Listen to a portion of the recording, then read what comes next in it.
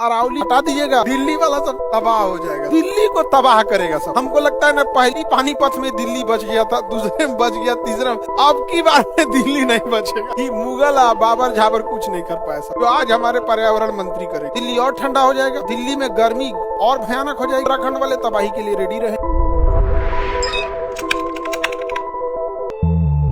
अब मानसून आगे बढ़ता है, इसकी एक शाखा कहाँ पहुंच जाएगी? नर्मदा घाटी में। और नर्मदा घाटी में पहुंचने के बाद ये इसी में क्या हो जाती है? फंस जाती है। तो बारिश कहाँ करा देगी? नर्मदा घाटी। यही कारण नर्मदा को क्या कहते हैं? दबंग नदी। इधर देखो, इसी की एक शाखा यहाँ टकराती है, किस नदी से? गिर पर्वत से। किस पर्वत से? किस पर्वत से? गिर पर्वत से टकराती है।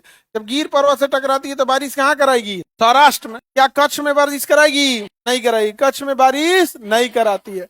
अब इसी की एक शाखा निकलती है अरावली के ऊपर से। कहाँ से निकलती है? अरावली के। क्या इसे अरावली रोक पाती है? नहीं रोक पाती है, लेकिन स्पीड ब्रेक का काम जरूर कर देती है। रोक नहीं पाती, स्पीड ब्रेक का काम जरूर कर देती है।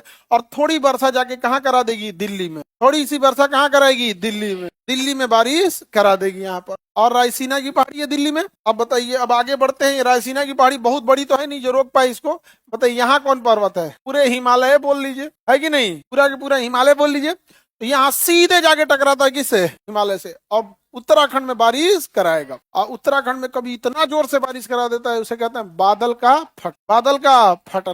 बादल का फटना। और हुआ क्या है वहां पर कि उत्तराखंड में तबाही का एक बड़ा कारण क्या है? कई बार देखिएगा, आप कहीं मिट्टी रख दीजिएगा, जम जाएगी, थोड़ी मजबूत हो जाएगी, बट इतनी भी मजबूत नहीं बनेगी कि उस पर घर बना। इसी तरह चट्टान और पर्वत क्या होते हैं, कहीं एक जगह जम जाता है, धूप पड़ता है, मजबूत हो जाते हैं, बट इतने मजबूत नहीं है कि उस पर आप 20 तल्ला बिल्डिंग ठोक। अब उस पर क्या करता है? बना देगा बिल्डिंग, एक ही बार दह जाता है सब लोग को लेके। तो इलीगल कंस्ट्रक्शन भी एक बड़ा कारण है वहाँ उत्तराखंड में।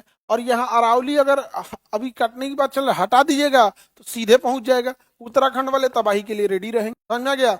और ये अगर हट जाएगा अरावली, यहाँ से धूल भी, गर्मी भी बहुत पहुंचेगी, तो दिल्ली में गर्मी और भयानक हो जाएगी। अच्छा, ठंडी हवाएं रेगिस्तान में जब चलती हैं, बालू ठंड में बहुत ठंडा हो जाता है, तो ठंडी हवाएं जब दिल्ली की ओर चलती है तो कौन रोक देता है? अरावली। दिल्ली और ठंडा हो जाएगा। बारिश के लिए स्पीड ब्रेक का काम कौन करता है? अरावली। इसको तोड़ देंगे तो दिल्ली को तबाह करेगा सब। हमको लगता है ना, पहली पानीपत में दिल्ली बच गया था, दूसरे में बच गया, तीसरा में, अब की बार में दिल्ली नहीं बचेगा।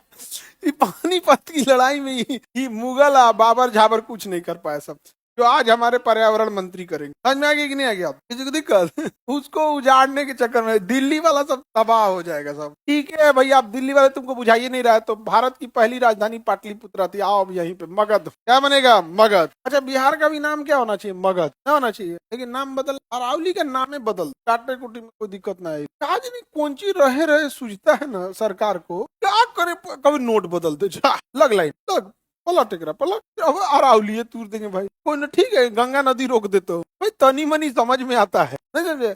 अब ऑपरेशन होता है, पथरी है तो पथरी निकाल दे, अब कौन सी करके पेटे निकाल देंगे बाहर का, गए निकाल यार इसको।